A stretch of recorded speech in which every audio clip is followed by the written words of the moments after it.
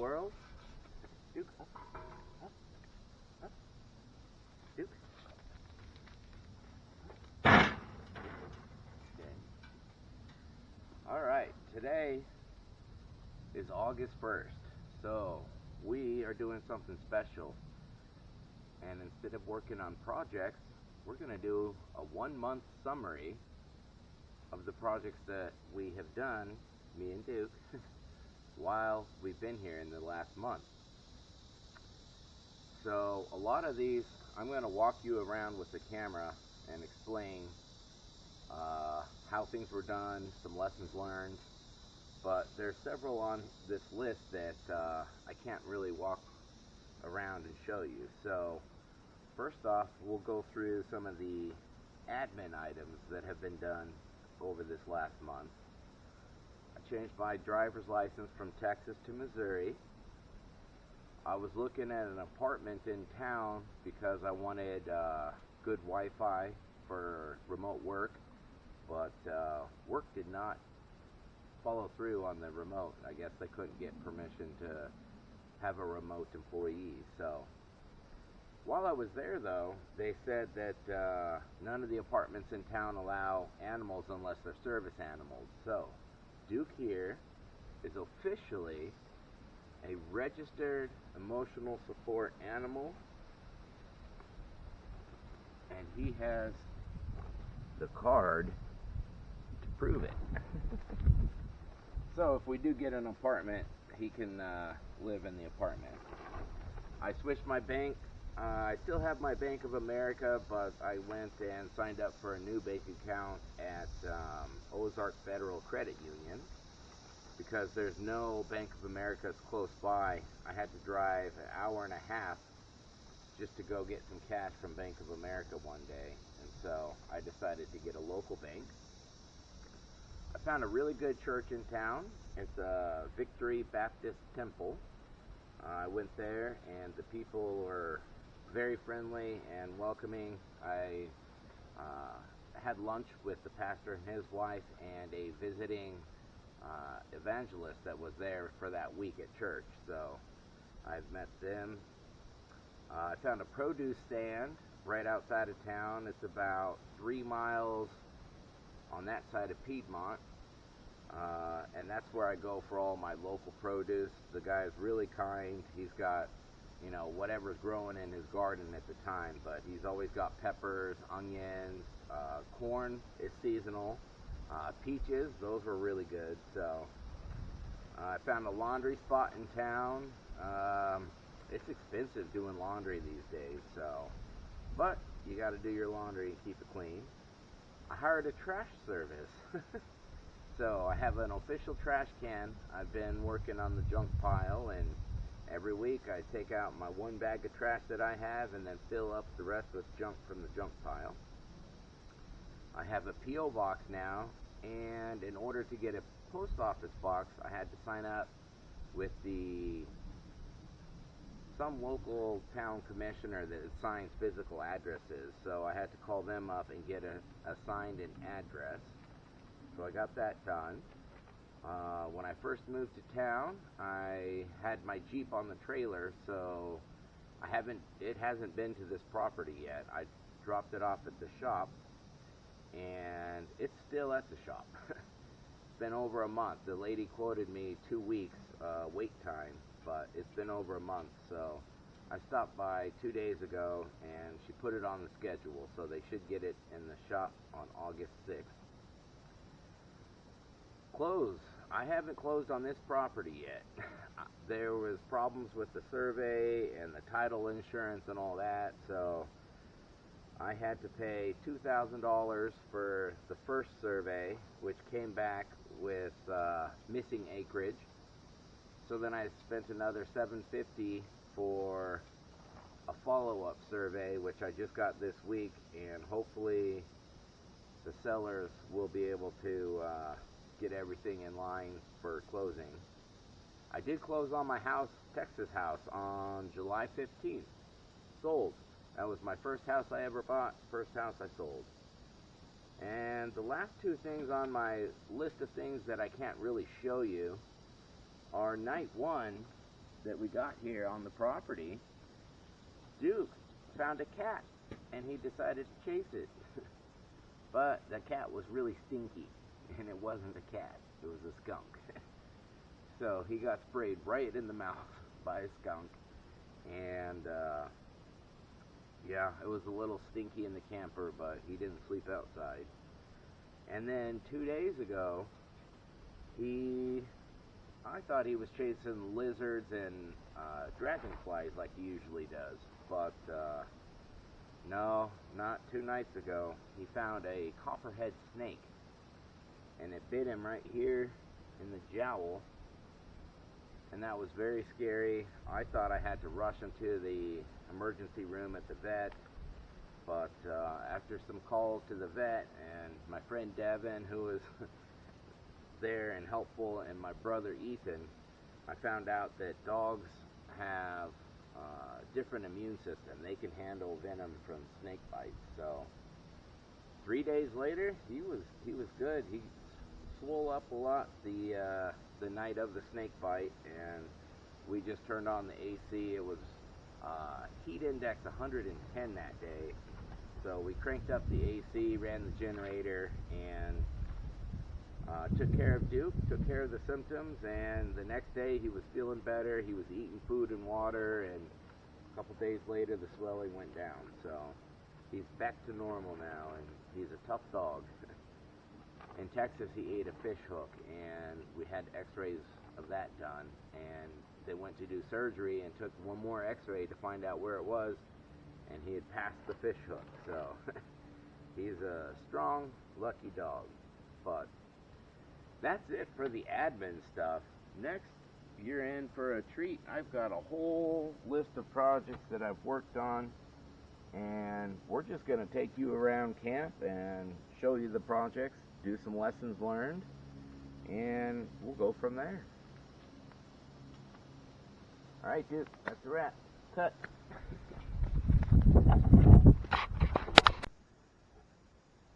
Alright, so this is the list of admin stuff that I just went over. And this is the list of stuff that I need to walk you around and take you on a tour. I moved in on Monday, June 23rd. So we'll start with some of the first items taken care of. Because when I moved in, I had no water, no electricity. There were bugs everywhere, tall grass. So one of the first things I did was got a weed eater and cut down a bunch of the tall grass everywhere around.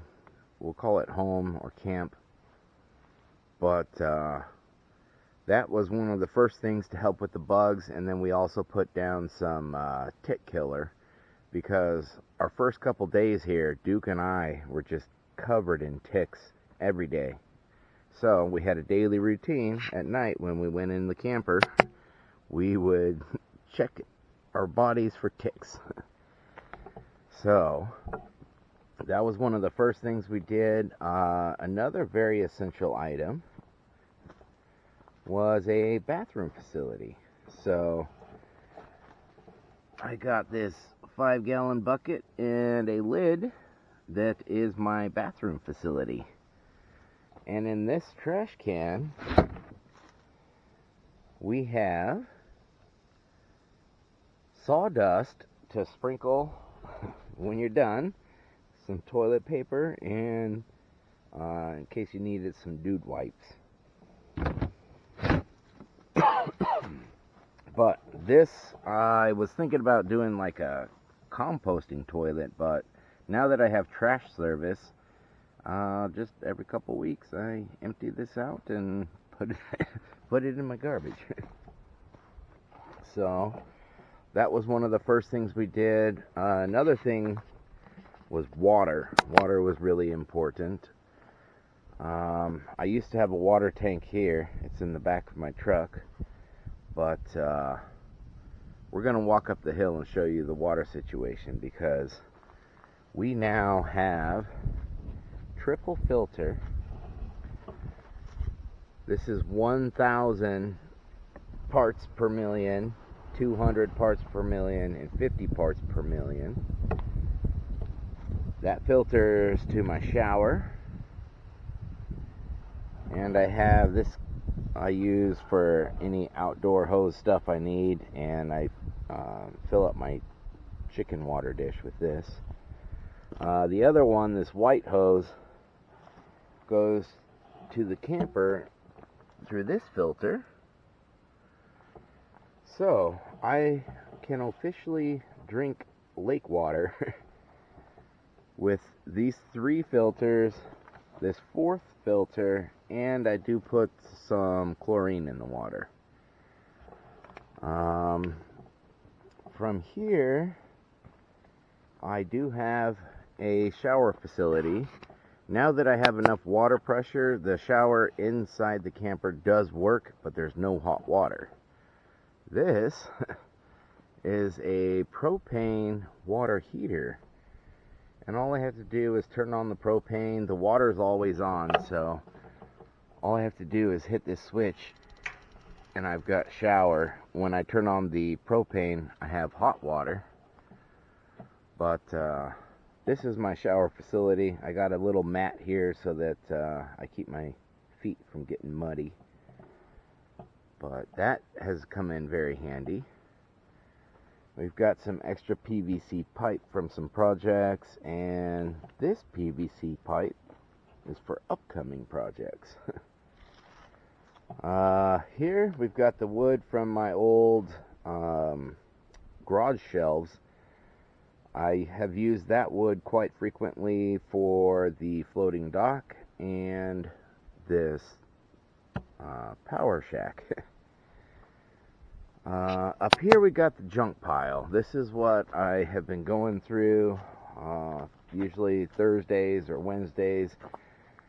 Whatever day I'm going into town before a Friday morning, I just take things out of this junk pile and drop it off at my garbage can. So we're slowly working through this garbage pile. So I just explained the water. Let's go and check out the cleared path. When I first got here, this was all forest, and I had no water tank. So I purchased a water tank on Facebook Marketplace, and I got to use my chainsaw for the very first time, clearing this path right here.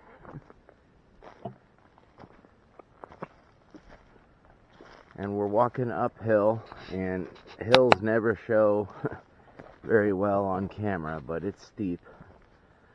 My one big hurdle was this big tree. It had like 3 big branches that came off of it. This one came into a V, and that was another one. So this is where I first killed my chainsaw, and I could not get it started again. So I went to the local farm supply. They helped me. I guess I flooded the engine on it, but they got it started. And someone in here, there was a nail or a rock or something, but I saw sparks from the chainsaw, so I went ahead and had my chainsaw blade sharpened. So I still haven't tackled this stump yet. I tried bringing my water tank up here in my truck, but I hit this really hard and I couldn't get past this stump. So around that time I had got the tractor, and the tractor was able to lift the water barrel over that, and we had the water barrel right here under this tarp. And I set up this tarp as a rain catchment system.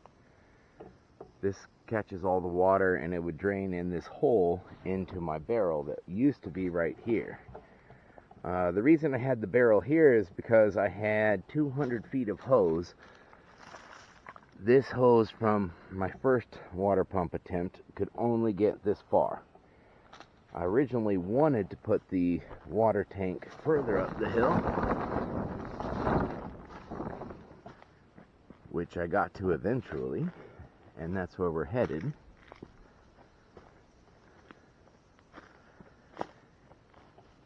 So I could not bring the tractor through here. There's still more trees. So I ended up just putting a rope on this thing and lugging it myself. But I found way up high on the hill here a very good sitting spot. On this sturdy rock here, this is a 330-gallon tote, I believe. It is food grade. When I got it, it was full of corn syrup. So I had to drain the corn syrup and rinse it. But now it's doing pretty good. I'm about halfway on my tank, and I haven't filled it up for about 2 weeks. So I've been doing good on not showering daily. But here I have chlorine, aka regular unscented bleach, and I have to put about 2 tablespoons, depending how much water I have, about 2 tablespoons in this big jug. And the sun deteriorates the bleach, and just, you know, activity and stuff over time, it deteriorates. So once a month I just come, see how much water I have. I look over here, we got numbers on the tank there, you can see. So that's 150 gallons, that's 175. We're between that, but I also consider that we're not quite level. So I put in the right amount of bleach based on Google's suggestion. But we do have 2 hoses here. One is what we pump the water in with, and the other one is what siphons the water, gravity fed, down to those filters that I just showed you. And so far it's working really good. So I have 2 hoses of the same color, and I needed to know which was the inlet and which was the outlet in case of a pipe burst or something. So I followed these hoses and put every few feet a pink label on the inlet hose. So if I'm following the hoses and I ever have a hole or something where I need to know which one's inlet, which one's outlet, I just look for the pink ribbons. And my brother made a good point, is the ribbons, if they do deteriorate, I could just paint it. But this is 200 feet from where we are at camp, and all I had was 200 feet of this really cheap, flimsy 2-inch hose. But that pump did not work so well. We're gonna go take a look at that now. I do need to just remove this blue hose. I'm not using it anymore. That's from the first attempt.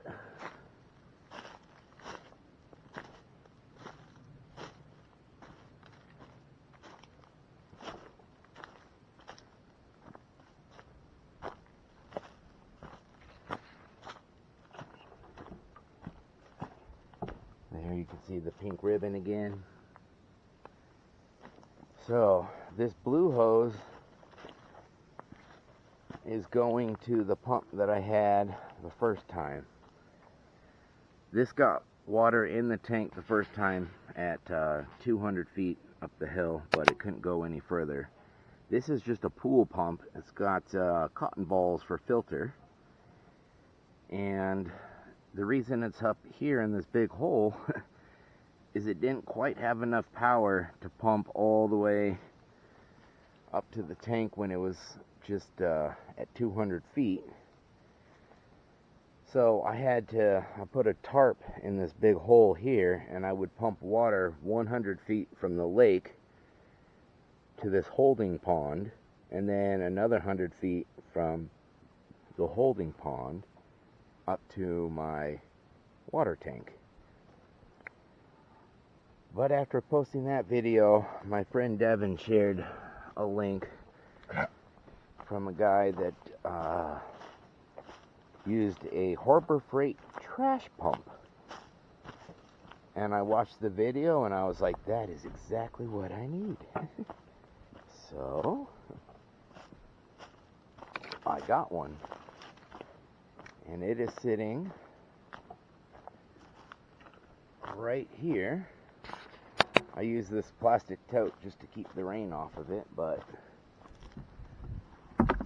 this is a 2-inch inlet, 2-inch outlet, gas-powered trash pump.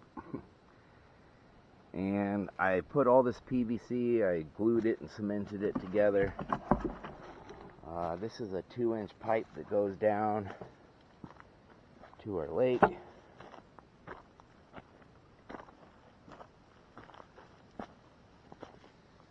Right here. So out here you can see the strainer is a little bit above water. When I first put this in, it was at least 6 inches underwater, but the lake level has dropped enough that it is now above water. We're gonna go over that. That was a project a couple days ago. We're trying to raise the lake level a little bit, but there's a one-way valve down there, and that keeps the prime so that this whole pipe now is heavy. It's got water in it because there's a one-way valve there that doesn't allow the water, once it's pumped up, to go back down. So starting this pump is a little difficult the first time. You got to dump a bunch of water here in this prime valve here, and then that fills up the whole pipe. But once you have that done, it works pretty good. It pumps a lot of water, and it does have enough power to get it all 300 feet up the hill.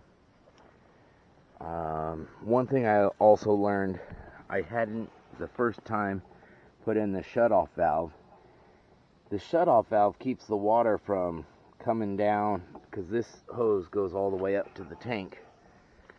This keeps it from coming down and just like leaking out in here. So that was a added feature that has come in pretty handy. But in order to prime the pump, lesson learned, open this valve here, prime the pump. It should be primed. There should be water right there because I have that one-way valve there. But let the pump run, get good water pressure from here first. Once you have good water pressure here and the pump is running good, then you open up this and pump the water uphill. Because I tried opening this, running the pump, and the pump was running, but I didn't have enough water pressure built up in order to pump all the way up. So there was no water flowing through this pump, and it got hot, and it melted this drain valve down here. So lesson learned, prime it, get it going good, get good water pressure first, and then try to pump it up the 300 feet of hill. Because this valve was all warped, and I went back to Harbor Freight to try to buy a replacement, and they did not have it.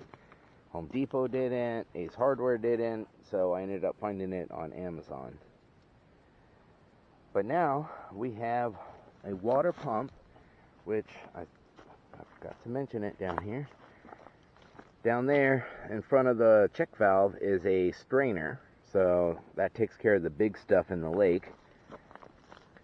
And then I put in this inline filter here, so that's 1,000 parts per million filter on here. So the water that does go up to the tank should go through this filter. It should be relatively clean, but it is still lake water. So we do put in the bleach, and we do the additional filtering down here at the bottom side. So that pump pumps it up the hill. We got another pipe that comes down here. And that comes in here, which I just showed you. And we do have a shut-off valve here in case we need to do any sort of maintenance on this. We can just shut the water off at that valve as well. Alright, so that's bug control, water, shower, and toilet. Those were the kind of essentials. And all that, I had none of that when I first got here. So having a toilet, shower, and drinking water is very nice. The other big thing was just, I had so much stuff, it was mostly all stored up here in the storage shed. So just moving in and getting situated in the camper, that took quite a bit of effort and time, and just finding the right spot for all your stuff. It's kind of like moving into a new house or apartment or something. So that is the first video of the essentials. Next, we're going to look at our list and decide what we want to go over next. It's either probably going to be the electrical or the boat in the floating dock. So I'm going to pause it here and we will be right back. Alright, we are back to work on the list of stuff to show. There's so much. I decided before we get into the heat of the day, I should walk up the hill. But on my way, it's always good to have flip-flops. So these are my sport flip-flops. They have good traction and are pretty durable. These are my $10 flip-flops at Walmart that I had a special project and put this anti-slip paint on there. That actually has helped out a lot. So for $45 of anti-slip paint, you can turn $10 flip-flops into $15 flip-flops. Another just life hack, put the coffee maker outside, because when you first have your morning coffee and it's inside, it heats up the camper real quick. So just having this outside has helped a lot. And there's a plug, fortunately, right there. So I just make my coffee outside now. This grill, I use this grill all the time. This is my cooking station. Just a, well, it's a little dirty in there, but that's my pan that I cook bacon in, and then I usually cook burgers and chicken on the grill itself. So I'll just move that to the side, but I keep it in there to keep bugs and rodents out. But having an outdoor grill is really nice. But now we're gonna work our way up to the road. I went over my wood pile. I didn't go over my cement pile, but I just got piles of cement bricks for upcoming projects. These are just little pavers. I like to use those to level things like the grill. Right now it's sitting on blocks of wood. I could put these little cement pavers down under that. This pile here is my cement. Now, I've used, I think, 7 bags so far, and I've got another about 9 bags under here. And these 5-gallon buckets are for gravel, so that I can fill in potholes and stuff. But we're gonna go ahead and make our way. Well, first, before we forget, we're gonna walk all the way up to the tractor, so I need the tractor key.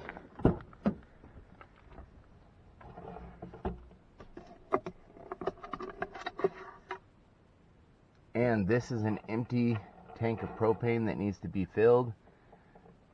The valve is closed. Checked twice. It still smells like propane in my truck. That's just the way it goes, I think.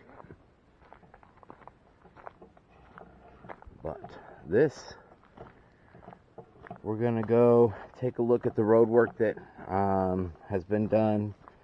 I did get a tractor a few weeks back, and that has made working on the road way easier. So we're at the first, I guess, goalie you would call it. But I'm walking downhill now, and then there's a very steep uphill right in front of us. This spot here used to just, all the water had run down and just piled up all the brush there, so it used to be a really high spot, and I always had to like go around it with my truck and stuff. But I had the loader down here, so I just pushed it straight into the lower part of this ditch, and now it's a smooth ride. So that was just one of the little ones. This one here was a big project. I think you can, if I hold the camera level, yeah, you can see the whole road is sloped that way, and it's done intentionally for water runoff.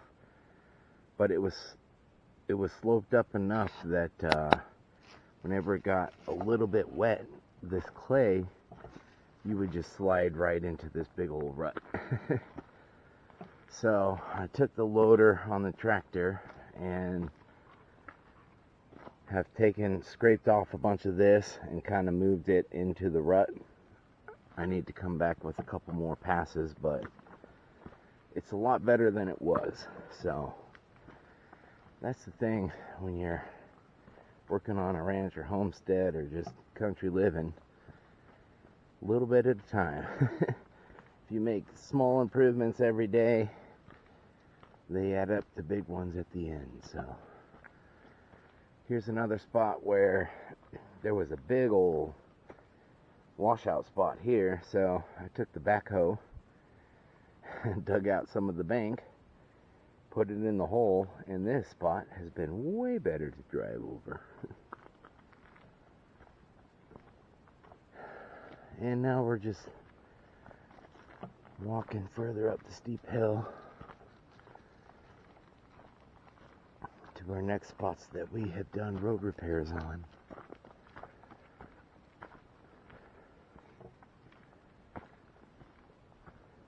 I'll probably fast forward this.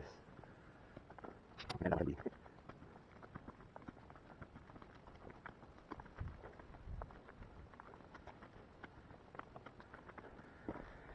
Alright, I'm putting my hand out there so I know to listen on the video, but we've made it to one of the spots that I've worked on. As you can see here,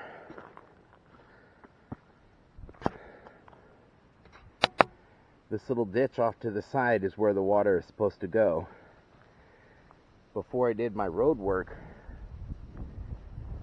the water was flowing right through these ruts and going downhill.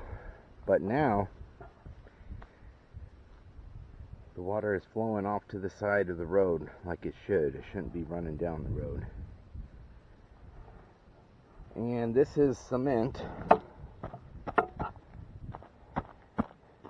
That's like 3 days old, and it's holding up pretty good. So before I put the cement on there and sprayed it down, whenever I would come uphill this way, my truck would spin tires a little bit, and I had to like give it a little more gas to get through it. But now with the cement, it is actually helping get traction. So this is a big spot that is done. We've got a couple more uphill here.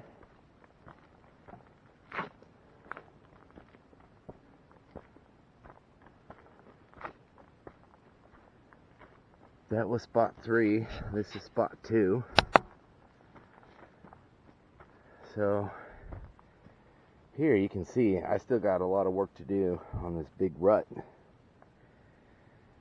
But my primary goal was to get the water to not flow down the road. And I think with that, it's working, because here you go. You see it kind of crumbles a little bit, but that's good traction right there. Some of the dirt is washing out from under it, but this is that big trench that I put in, and it makes the water flow that way. I do need to put a little gravel in there. It'll allow the water to flow through the trench, but not so rough on the truck, because it is kind of a big trench for the truck. So when I have my next 5-gallon bucket of gravel, I'll just dump one right there. And that was spot 2. So we got one more spot up here that we worked on.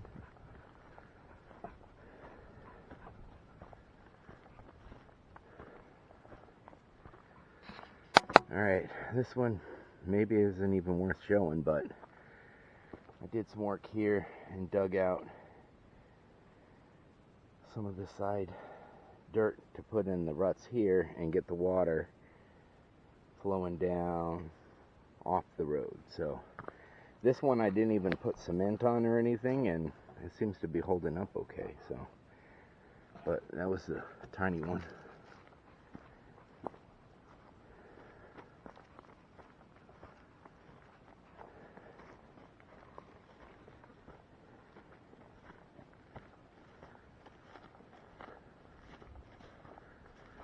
All right, and we're at our spot number 1.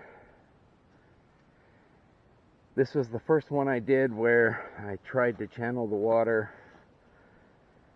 off to go that way. It did stop the water, but it kind of just puddled up right there instead of running down this trench. So I need to raise this side a little bit. I need to drive over this and compact it down more. You can see it's raised up from driving on the other sides of it. But that's the last of the road work there. Now we're just going to walk up to the top of my driveway and check out the tractor. And I have 5 tons of gravel that got delivered to the top of my hill up here. And the first guy said he had 4-wheel drive and could deliver it, but he got stuck on my hill, so he had to back his trailer down, and he parked it at the bottom of the hill. I had to ask my neighbor if we could drop a load of gravel there, and he was gracious and let us do that. And then he gave me free tomatoes and a cantaloupe from his garden, so he's a really nice neighbor. These are mud spots that I'm going to have to dump some gravel in, but that's just more of a inconvenience. It's not like the other bad road spots. But we have made it to my driveway, the gate. This is my new tractor. It works pretty good. I guess I need to angle my bucket better so it doesn't hold water and rust things up. But we got the backhoe on there, the Bush Hog 665H. That thing works pretty good. I still need to get some pins for it to keep it the backhoe up when I'm driving. So I stopped at Tractor Supply, but I didn't take measurements to know exactly which ones to get. But this is my gravel pile that I'll be using for some road repairs on my road, but also this main road over here.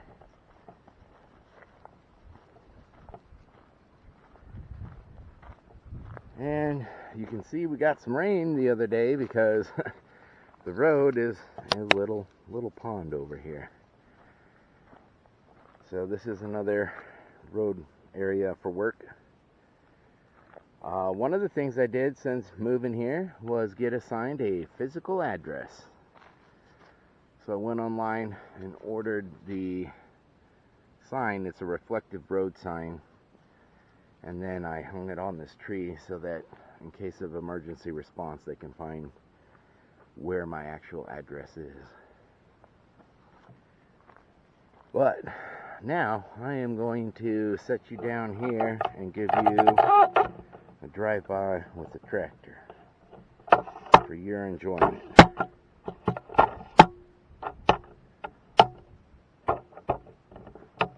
And you get a big old yee-haw. There we go.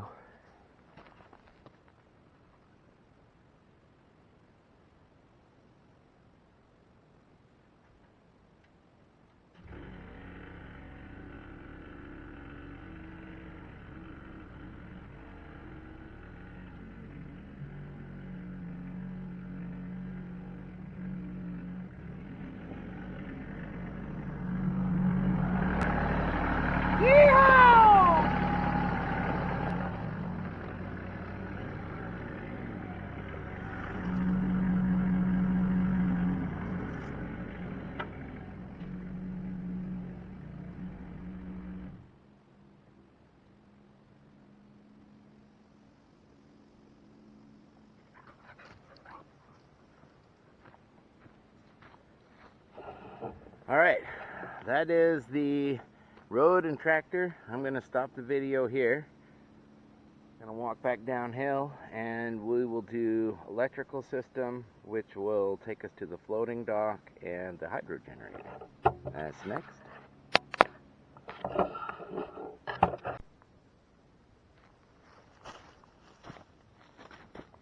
Alright, I just got done with the tractor video and I meant to give some tips and tricks. I searched and searched. I could not find a good YouTube video on how to install a 3-point trailer hitch, tractor hitch, 3-point hitch, backhoe to a tractor. So a lot of that was lessons learned and figuring it out, and the guy that sold it to me told me how to do a lot of it. So two big pointers there.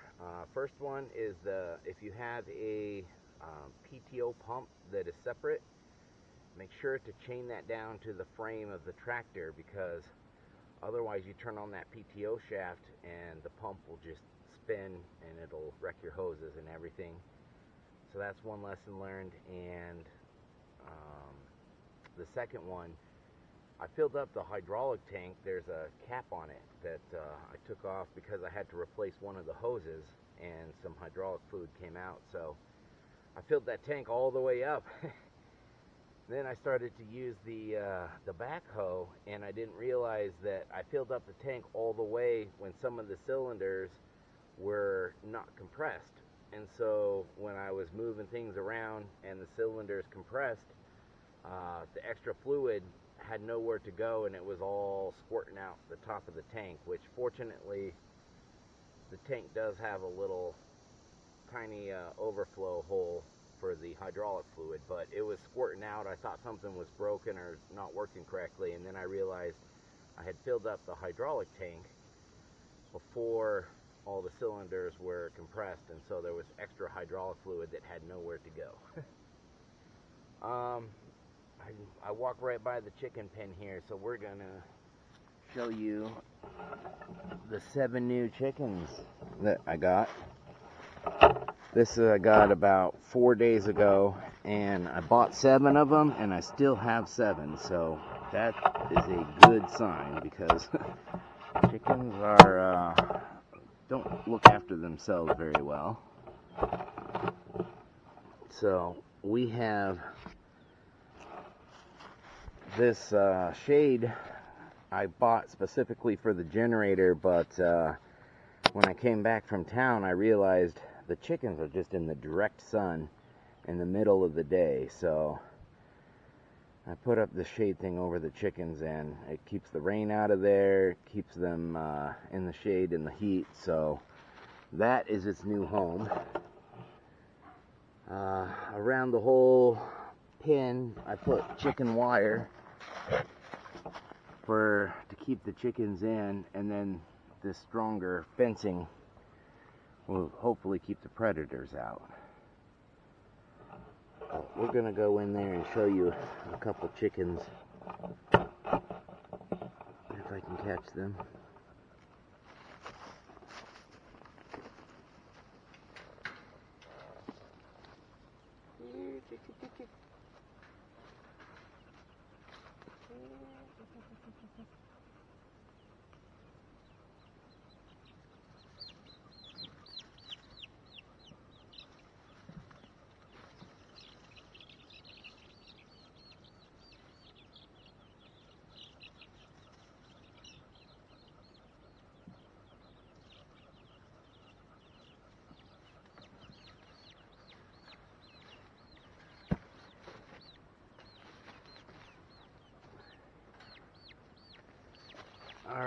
So here we have these two breeds that have 2 black ones and 2 white ones.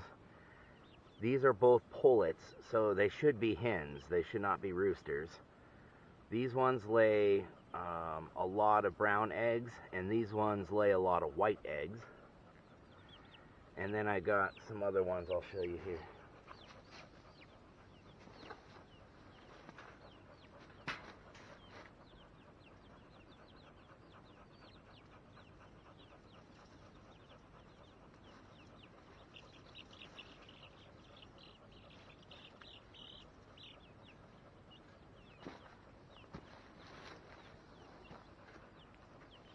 And these ones, I have 3 of these. These are straight runs, so you don't know whether they're going to be hens or roosters until they get older. But there's 2 of these ones. There's 2 of them that are pretty big, so I think I might have a couple roosters. I could have anywhere from 0 to 3 roosters. But these ones also lay brown eggs, if they're female, obviously.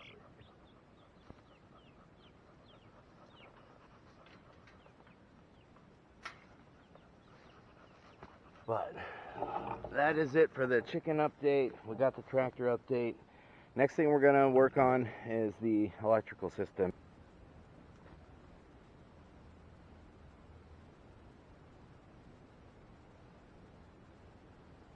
Oh, Duke, we're live streaming.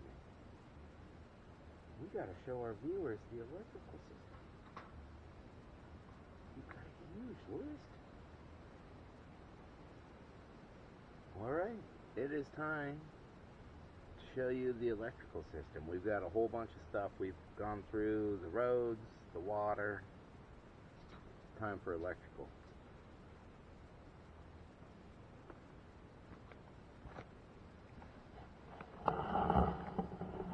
Duke, come on, let's go. Alright. So, when we first started, we did not have the electrical closet. We had one tote right under here. It had 1 battery and 1 inverter. But over time, we have improved it, and now we have a electrical closet slash the shock shack. So we're going to show you inside of that.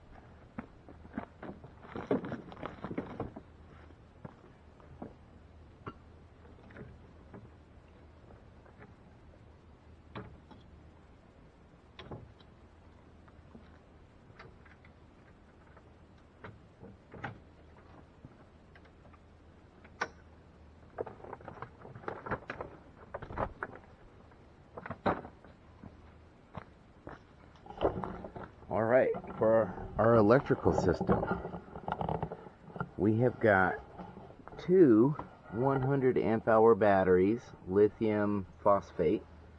We have an inverter over here. This is my backup one that I was using as my primary one. This is 2500 watts. Over here we got our big boy. There we go. 3000 watts. That's the inverter that is my primary one now, and it does have enough oomph to power the AC. We have a solar charge controller unit that is working for solar panels and hydropower. That's what charges the batteries. We got the bus bars. These are 120 volts, 3-phase power. This is what runs this plug out here that plugs into the camper and everything that needs. On this side of the shack, this is our input side. This I can plug into, it's a 30 amp fuse, or 30 amp plug. I can plug that into the inverter or generator, and that will generate the electricity, and at the same time it can charge my battery. So that's one input. This big black thick cable here, this is 6 gauge 3-strand plus ground. This is heavy cable. I ran 1,000 feet of that all the way to the other side of my lake, which we are going to go and check out. But that's the input from the hydro turbine generator. And then the other inputs we have here, these 2 green wires. This is an old extension cord that I found in the junk pile, and I had to cut out sections. There was a lot of cord that was chewed up by rats and stuff, so I had to find sections that worked. But those are the plus and minus to my solar panel array.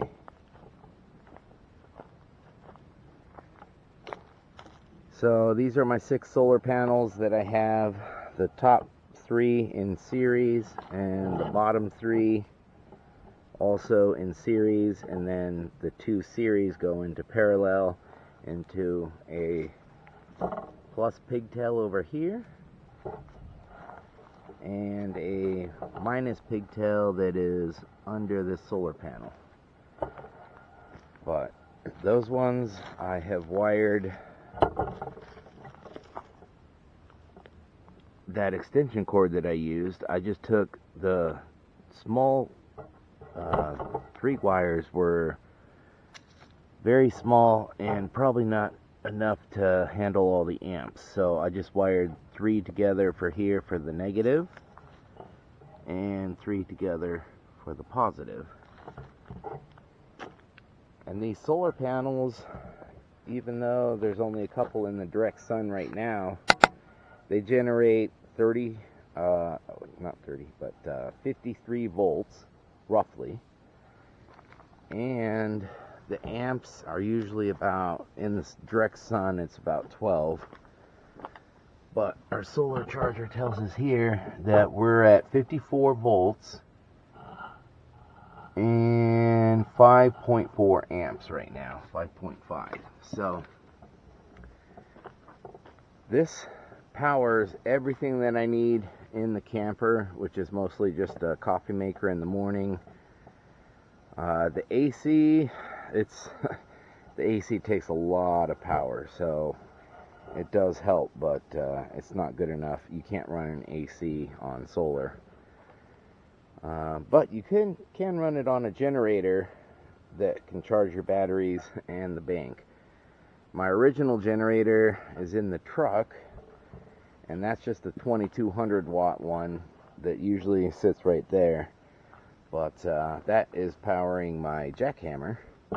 But this is my new generator that I got. It has a remote start feature, which is really nice, but this one has enough juice to power. You can see right now I've got plugged in the 2 chargers. These lithium chargers came with the batteries, so that's what I use to charge those 2 big batteries. But we finally have had a break in the heat lately, so I haven't needed the AC yesterday or today. So the solar panels are actually just charging up my battery bank. It charges about, with my usage, Starlink, TV if I watch it, and vacuum cleaner, and coffee pot in the morning. I can still get about 10% charge on my batteries per day, so I can't complain with the solar panel. And the generator is great to have just in case of a backup, or if you do need that AC in the heat of the day. The generator works pretty good for that. So we have battery bank powering camper, charged by solar panels, and hydro, which is turned off at the moment, but we're gonna go check that out. I have to get on the boat to go and check that. So I'm gonna stop this here, and we're gonna get on a boat and head across the lake. Well, I already covered this earlier, but this is my water pump.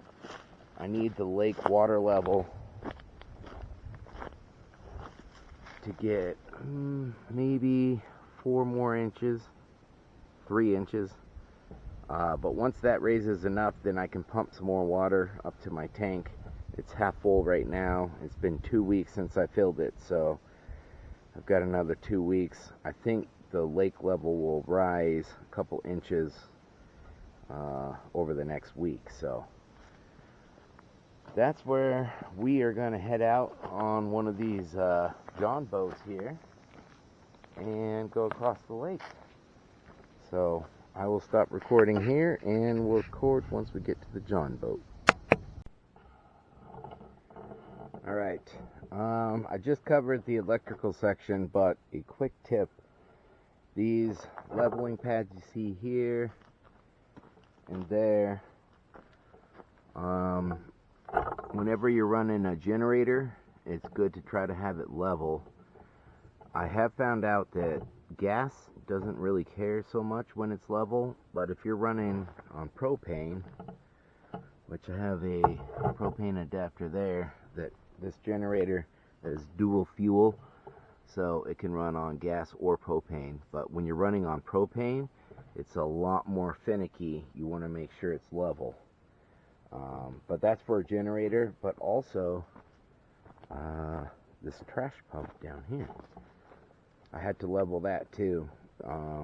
It works better on level surfaces because the gas gets to the engine, but also the water that it's pumping, it needs a prime. So we are going to walk down to the boats and head across the lake. That's another thing I've done since I moved in, is installed hammocks. That was a pretty easy task. Although this one here, I was rocking in it and my knot came undone and I hit the ground pretty hard. So it's double knotted now. But we're walking to, I guess we'll call it the Lake Pier. This is where all the boats are. This one I haven't weed eated yet, but I need to, and probably sprinkle some bug repellent on it. Here I have a kayak that's one of my projects. Was to install the kayak plug. My friend Devin bought 2 of them for me, but they were too big for the kayak. So I took a drill bit and enlarged the hole a little bit, and now the plug fits great there. But while I had the drill bit out, I made a fishing pole holder there and there, because those spots already had holes in them. It's meant for water drainage, but since there were already holes there, I just made them a little bigger, and I can put my fishing rod in those 2 spots. But I keep it upside down, keep the rain out. This is the John boat that I found at the back side of the dam, I guess in springtime when it flooded real bad. This boat somehow escaped and flooded over the drainage overflow spot. So I hauled this up the hill on the back side of the dam and towed it up here, but it does have a gash in it over here. I guess when it went over the hill, it tore a little hole in it. So in order to get it back to shore here, I shoved some leaves in there, but I need to put some JB Weld on it, so that's a future project. The other John boat was already here, and it doesn't have any leaks, which is good. I've got my life vest and oar as a backup, but this trolling motor was in the storage shed, So I went to Tractor Supply and got a marine battery. And also I went to Walmart and got some actual plugs because I have, when I brought this boat across, I had to roll up some cardboard and plug the hole, and that got me through temporarily, but I got two actual boat plugs. This one is one stopper and the other one is in the other John boat, so I'm gonna go ahead and install that and lower the boat in the water, grab Duke and me, and we're gonna head off to the floating dock, the drainage pipe, and the hydro generator. So let me set this up.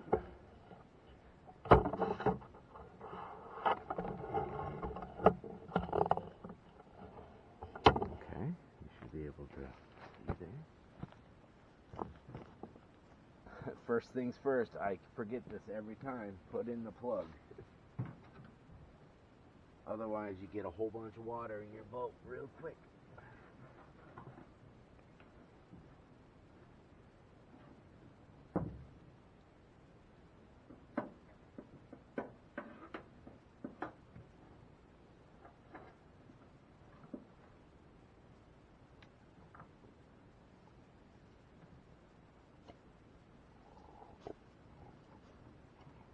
Alright, we've hooked up the battery to the trolling motor. That's working.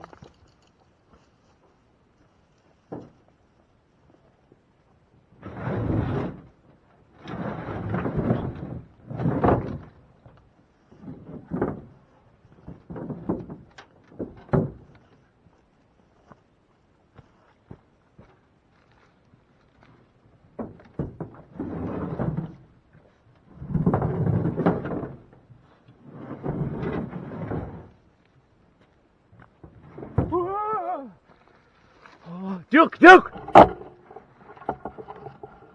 That was a very big snake.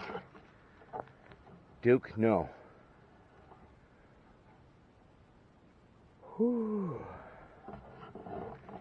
Okay, we just had a snake scare a couple days ago, so. Oh, wow, that was a big snake. Duke, stay away from the snake.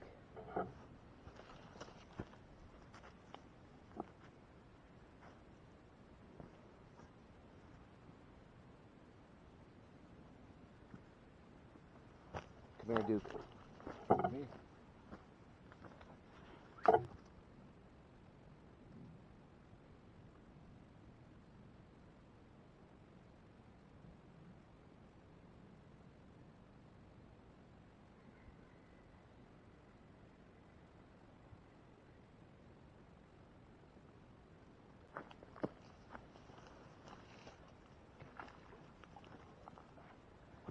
Alright, Duke is on his leash up at camp. I have a revolver 22 with snake shot in it. We kind of know what to do here. See the snake and shoot.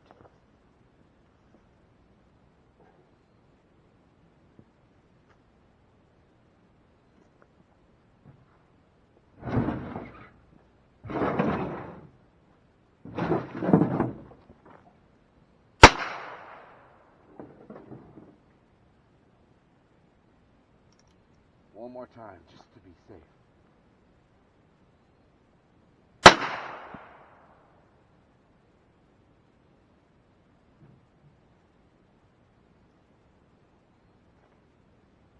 Safety's on. Wow, guys, that was... Look at this size of this guy. Oh, my adrenaline is pumping. I got him.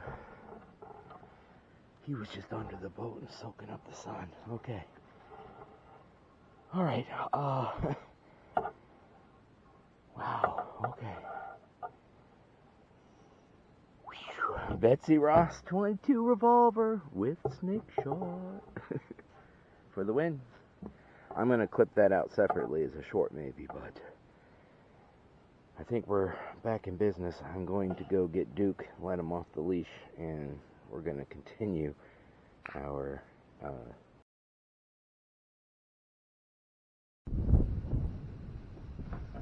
Alright, we're back. We're in the boat. We have to kill a snake.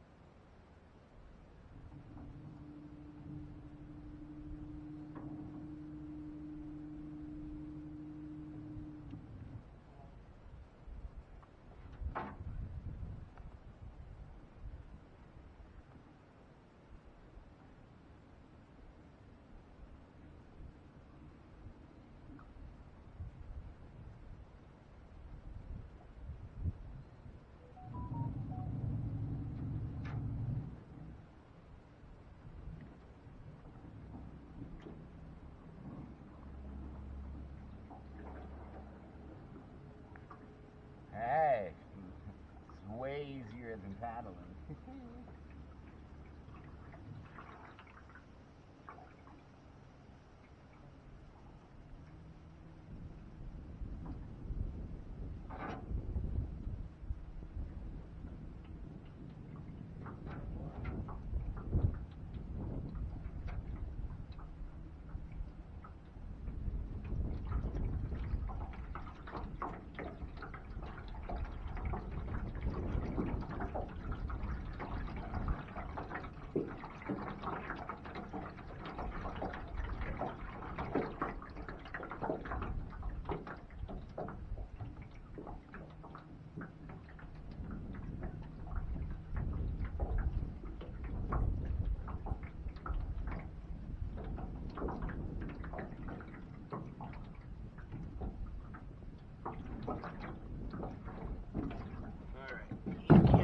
See where I'm going, but I can see where I'm going. And we have arrived at Floating Dock. So this was another project that I did. It's floating on Home Depot totes. Got a 4-foot ladder there. Got a chair, umbrella, and some artificial grass. That's perfect. This is good for cooling off on the hot days because the top level of the water is really warm, but once you go about 4 or 5 feet deep, it gets cool real quick. If you go 10 feet deep, it's cold. But that's our floating dock. We're headed to go check out this blue ball over here. That is my 10-inch drain.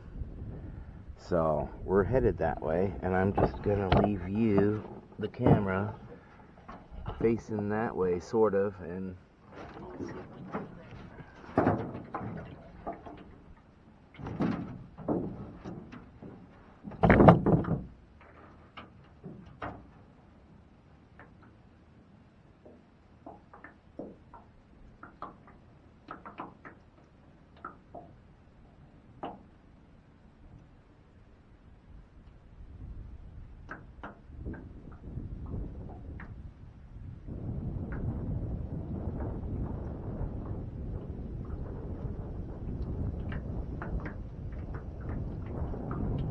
the wind is picking up, so we're going to head directly into the wind first and come in at an appropriate angle.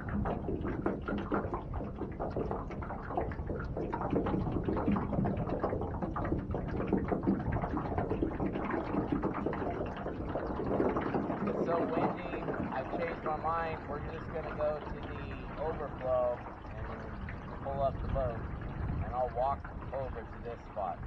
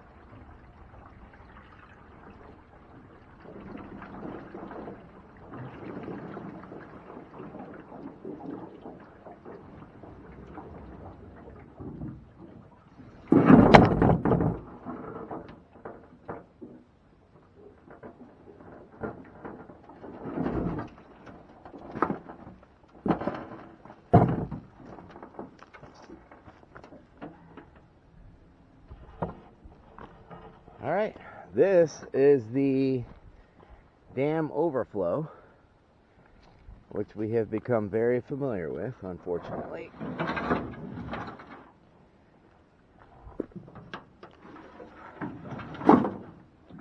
But this is where we came for the hydro generator, and we're gonna walk down this hill or across the dam.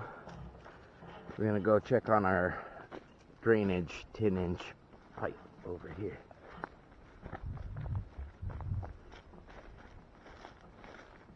You don't see it on camera, but every time I walk through these woods, even if I did it the day before, spider webs everywhere. It's hard to see on camera, but there is a power cable running this way. That goes to my generator.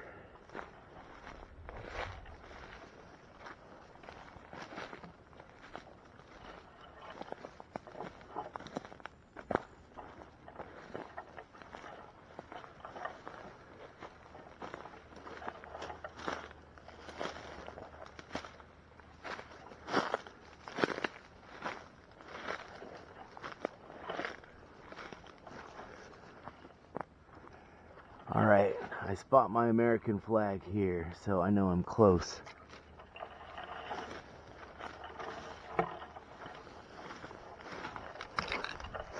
There's the flag. Okay, here's the drainage ditch, or drainage pipe. So,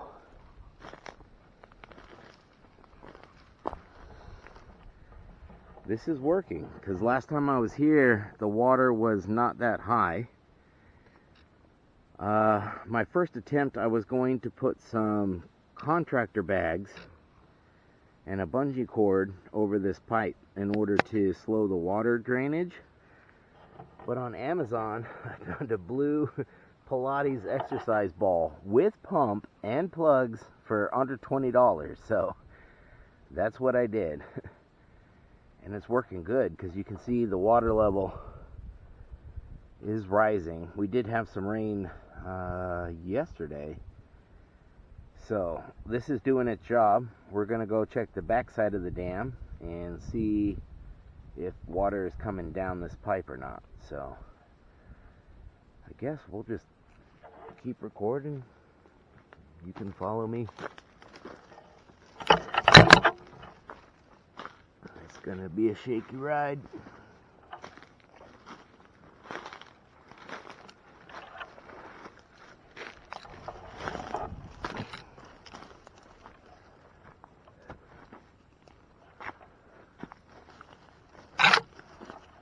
Ooh, that's a lot of cobwebs.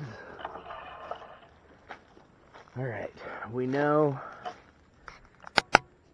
our hydro pump in the backside of the dam is down there somewhere.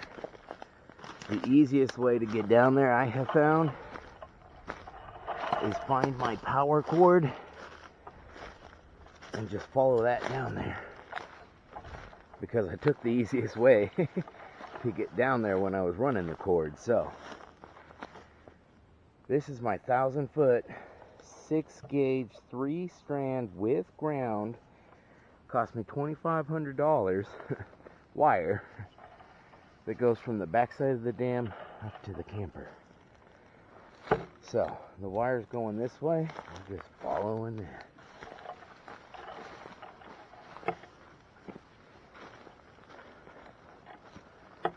Where the wire goes, we know we'll find the hydro pump.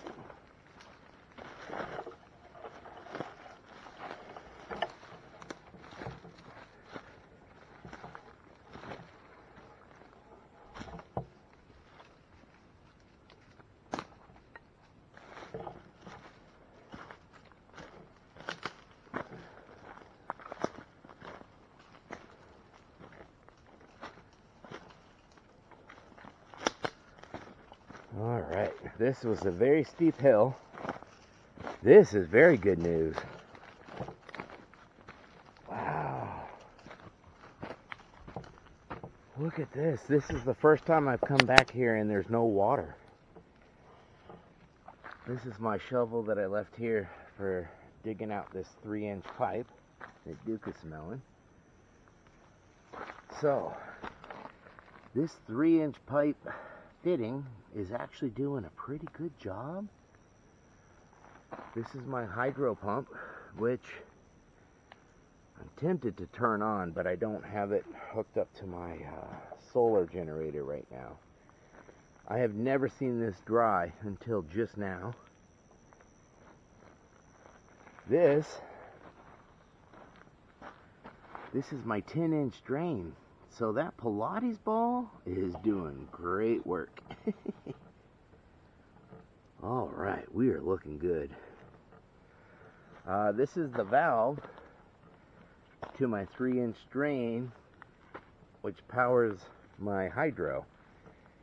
And because you are loyal subscribers and you like my videos, just for you, I'm going to turn this on and show you what it looks like.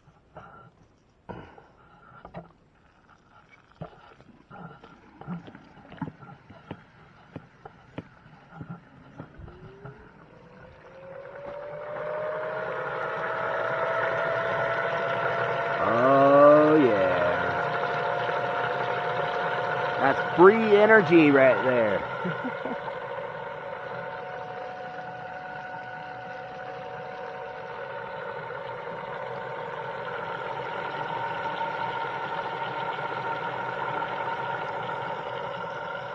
I got the power cable wrapped around this tree so that it doesn't get yanked. I ran it up through here. That was not easy. Just in case of heavy rains, I know this is like a flood zone here. You can see this styrofoam something rather. Looks like cement block. That floated down this stream, so I think I could take my shovel back with me.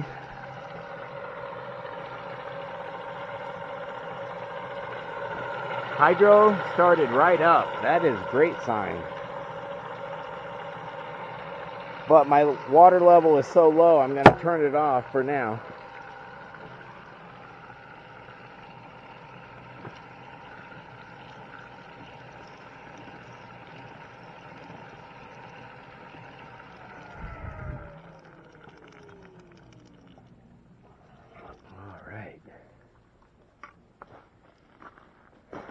It is now powered off. Oh, this is good. You can see the water's filling up now. It was dry here. That's the first time I've ever seen it dry. That Pilates ball is working good. So, I got my shovel. We know this is working. I don't want to drain my lake just yet until the water level rises a little more. So we're gonna walk back up the drainage ditch overflow. This is the overflow from the dam where the boat came all the way down here and got stuck between these two trees and then lodged itself. It rammed right into these trees, so it was like held perfectly in this spot. But I came and attached a rope to it and dragged it up through these woods. You can't really see how deep that is, but that's probably like a 10-foot deep gully. That's where the water during rainy flood season overflows from the lake.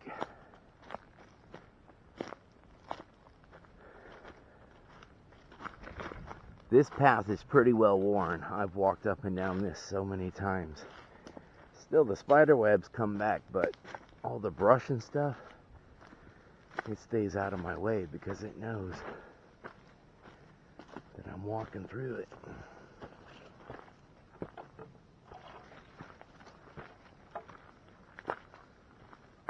Okay, here. Phew, we're almost at the top. So, this is towards the top of the overflow dam.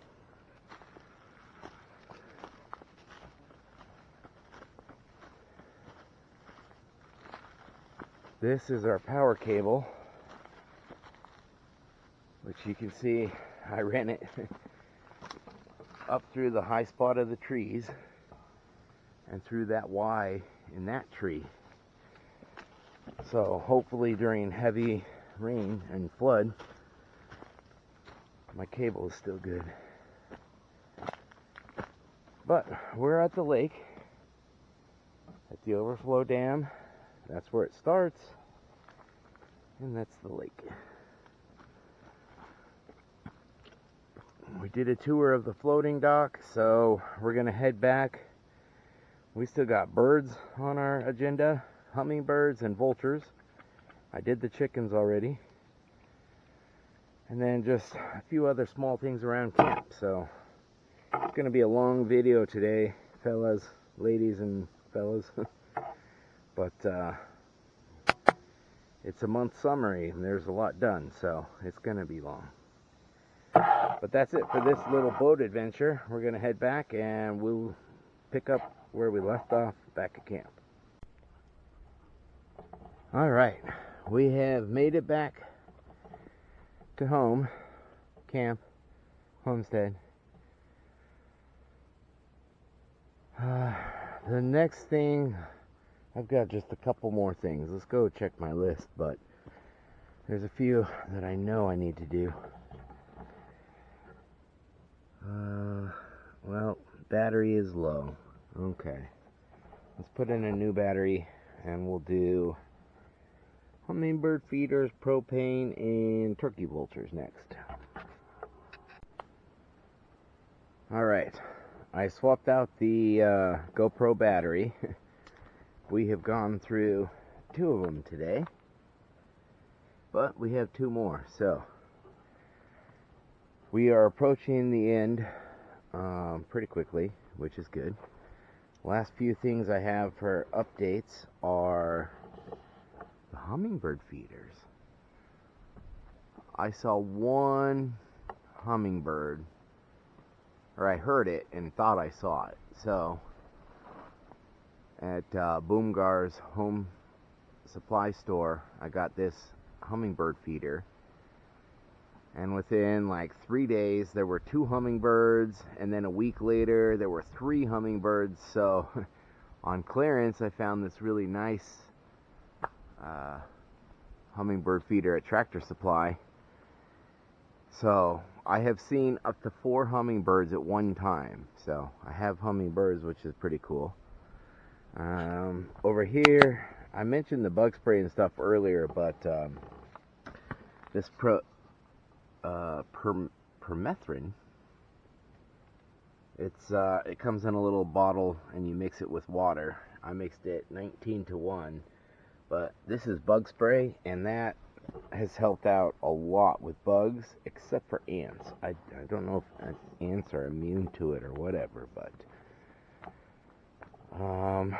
this guy, we got this on video earlier. I looked it up. This is a water moccasin, and this thing is huge. That is a big snake, and rightly I was scared. Fishing. So, I have my own 3-acre lake over here, and I have been fishing, and I've caught 2 bass and a sunfish. I tried for a catfish, but I think I need the right bait for that. Probably catch a sunfish and cut it in half. But fishing here is real good. It's so easy. The only hard part is when you use the topwater lures so you don't get snags. But with the topwater lures, you gotta really snag the fish when it bites because it's hard to hook it. The other thing is, when I first moved in here, I didn't have a refrigerator or anything like that, so I found the propane tanks under here.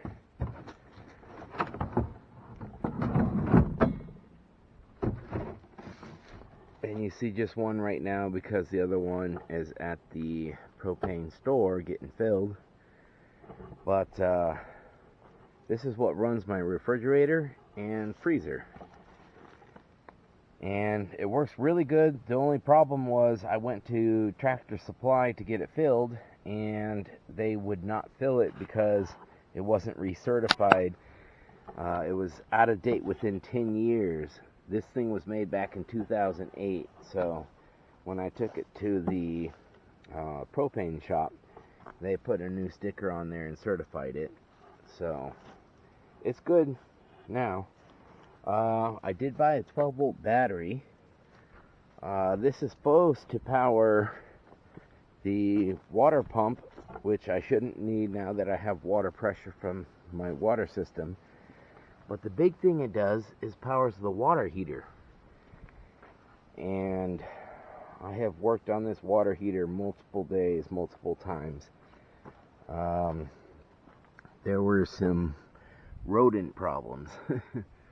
And so these wires go inside to the water heater switch. I redid all this wiring, but I still have not got the water heater working. I did buy a, this is new, this had fallen off, so I replaced that. But I bought a new igniter for it. But I don't think that's the problem. I don't think we're getting volts here. So I need to measure that. And there used to be plastic buttons here, and I pushed on them so hard they were brittle and frail. They fell apart. There is gas coming through here. I can light this, but that's not where the pilot light is supposed to light. And this, I looked up this specific model. It doesn't have a pilot light. It has automatic ignition there. So I do know gas is coming here. I don't know if this is working, but that's a project for another day. Until that point, I do have my outdoor shower that is hot and heated. I think I already covered my brick supplies here. This is for future projects and road maintenance and just leveling things. Concrete, buckets. This I haven't covered. I just have like a work truck right here, like, so I'm just pretty much gonna keep this generator and the jackhammer in my truck. That's a big 25-gallon water tank that it's about half full. I need to put more water in that, but I'm going to keep that in there.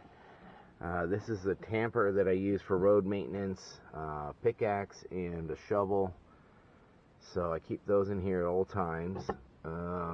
These are pruning shears and a tree saw.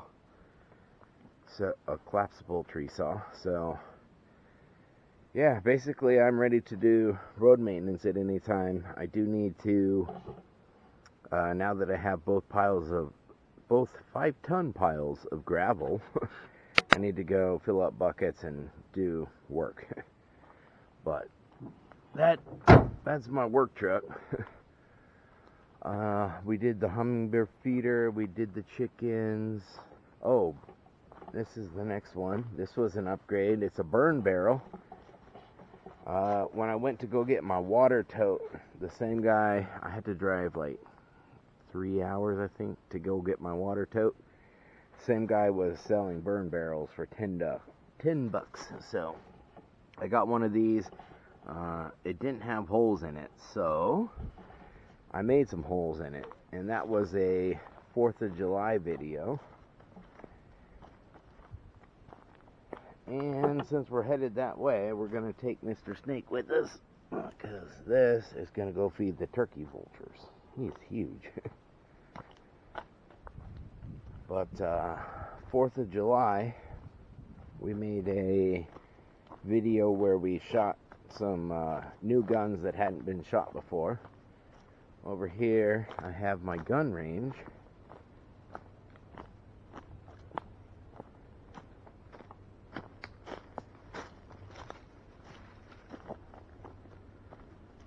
So this is the table where I had everything set up.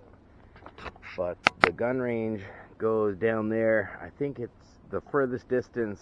You probably can't see it on video, but there's big metal plates hanging back there. I think that's about 75 to 100 yards.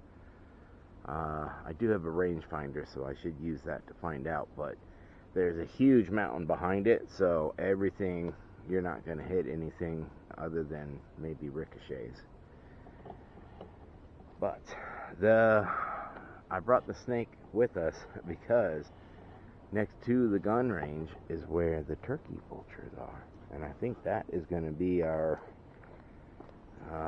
last video, is feeding this snake to the turkey vultures.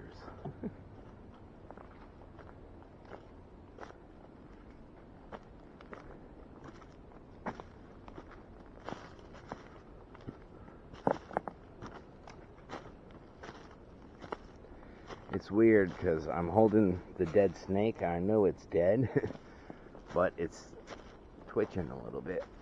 I think it's just muscle memory or something.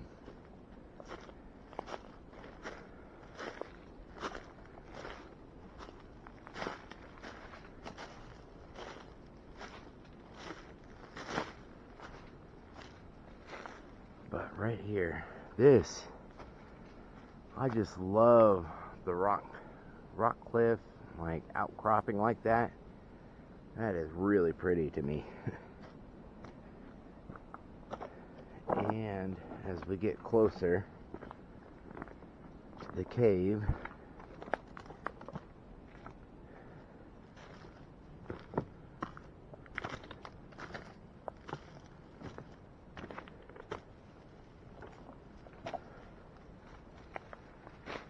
this, let me see if I can see here. Yeah, this is just really, really pretty. I think one of my future plans is to build a little rock wall right here and make just a hot tub right in the rock. You'll have beautiful views. Might have to cut down some trees so you can see the lake, but that would just be amazing to put a little rock wall right there and then capture the water. So, but that's for a future project. Up here, so this is all rock face. Up here behind these bushes and trees, higher up, that's where the cave is. That's where the turkey vultures are. So we're gonna head there. I always make sure Duke doesn't follow me because I don't want the birds smelling him. So I just tell him to stay. Duke, nope, stay.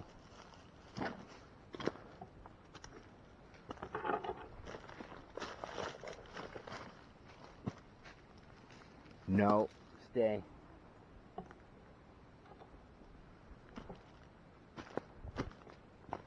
day.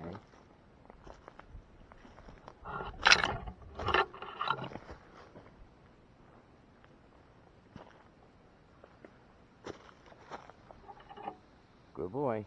Stay there. Stay.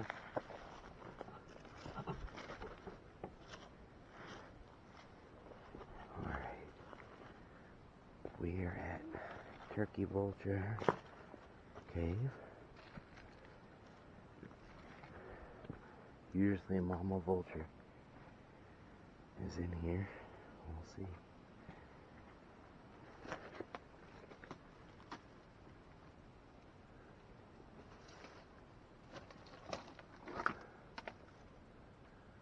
Uh-oh. I don't even see babies. But we got the camera here. Got a snake for Mama Vulture. Let me see if I can find the baby vultures. Wow. They are gone. Huh. Wonder if something ate them?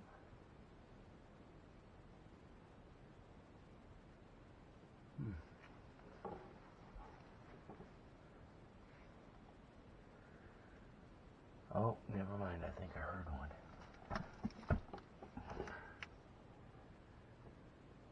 I think I see him back in there. They're just roosting. Good. They have a hiding spot. Okay. I wish I had brought my phone with the light. Okay. I think they're in there. This is for Mama Vulture. I think the babies are just hiding.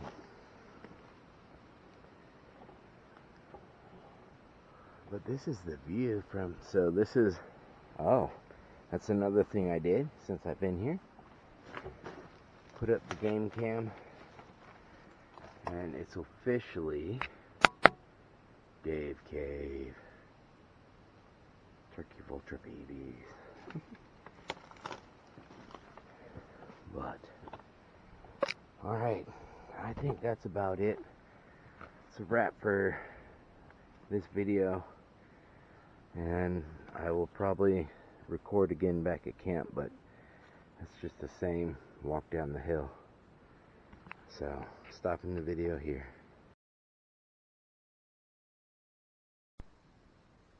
Alright, one last important thing that I forgot to mention is we got power, water, toilet, but we also have internet.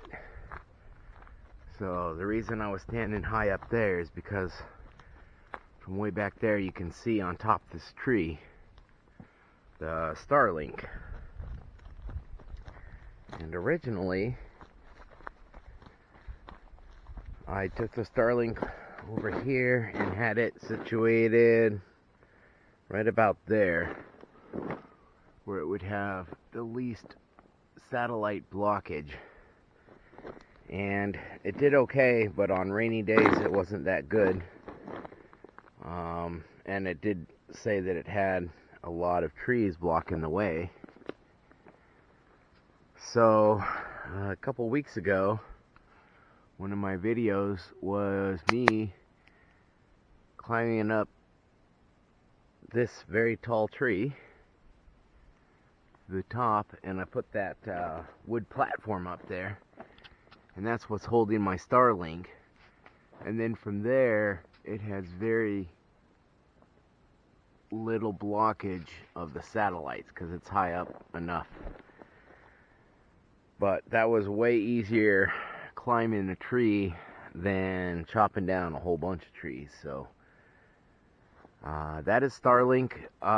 It's pretty good on clear days, but on really stormy, rainy days it was slow, and it's also very expensive.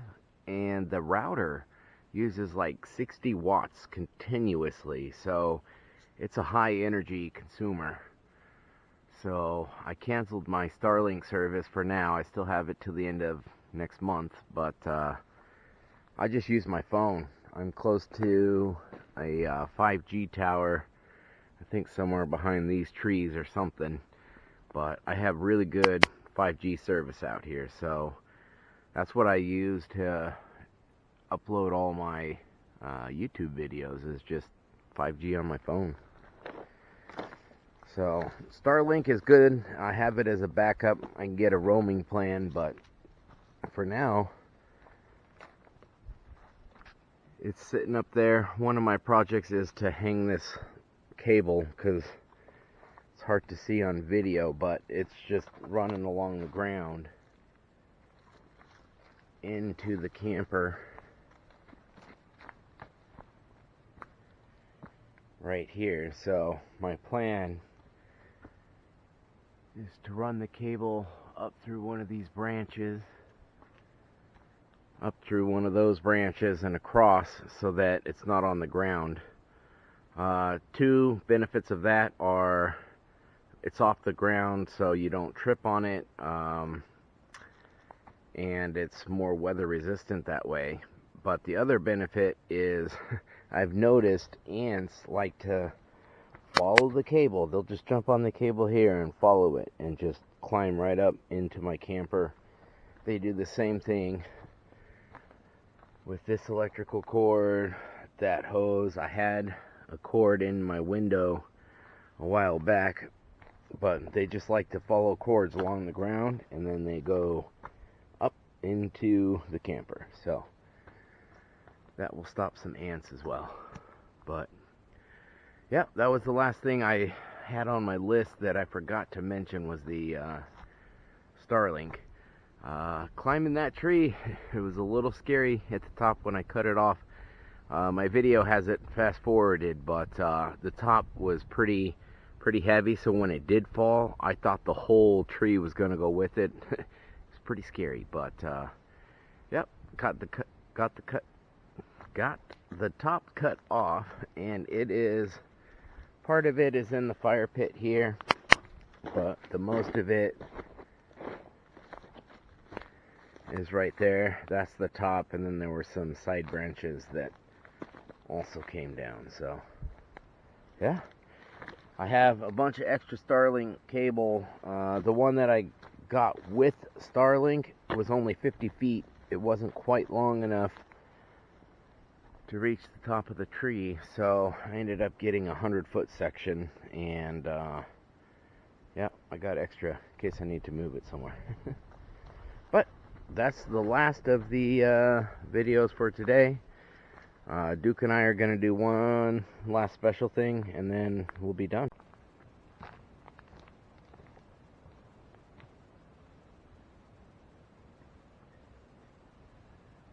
Alright, that has been a summary of all the projects we've done in July. Most all of them. I'm sure we've missed a couple here and there, but that's been a lot of work. So this is a 1 month summary. We have uploaded, I think, 56 videos. Nope.